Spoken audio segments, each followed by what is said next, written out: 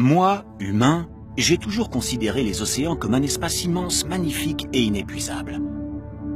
Pendant des milliards d'années, ils ont regorgé de vie. Mais aujourd'hui, mes excès menacent leur équilibre et les ressources indispensables à ma survie.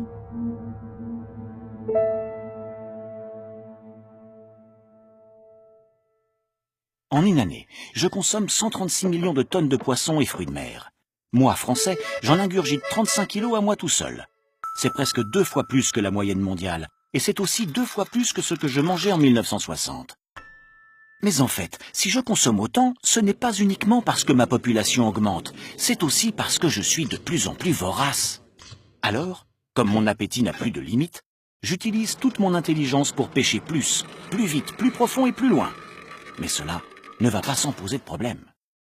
En 2012, j'ai pêché 91 millions de tonnes de poissons et de fruits de mer, et j'en ai élevé 67 millions de tonnes.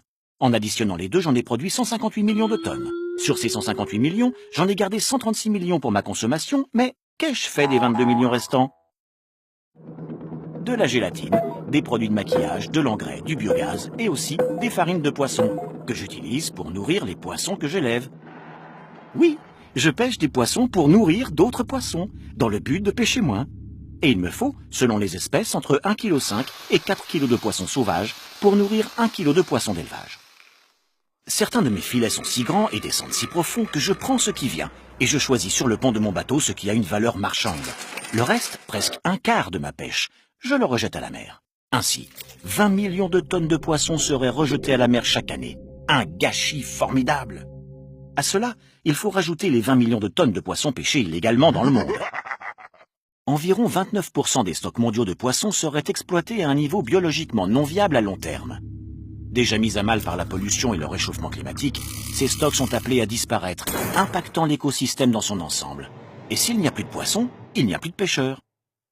Pourtant, la communauté scientifique lance des alertes. J'ai donc, sur leur avis, constitué des gouvernances régionales pour qu'elles établissent des règles dans certaines zones et sur certaines espèces de poissons.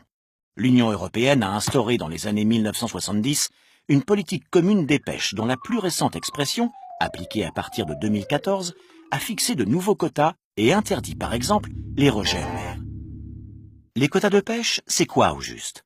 C'est un total autorisé de capture de poissons, par espèce et par zone géographique, accordé à un pays pour une période d'1 an. Les quotas sont calculés pour permettre aux stocks de poissons de se renouveler et aux pêcheurs de poursuivre leur activité. Comment ça marche?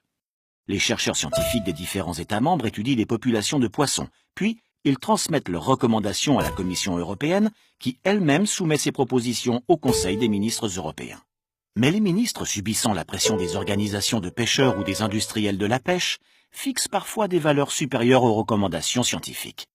Une fois les quotas fixés, il reste encore à les répartir entre pêcheurs et veiller à ce qu'ils soient bien respectés.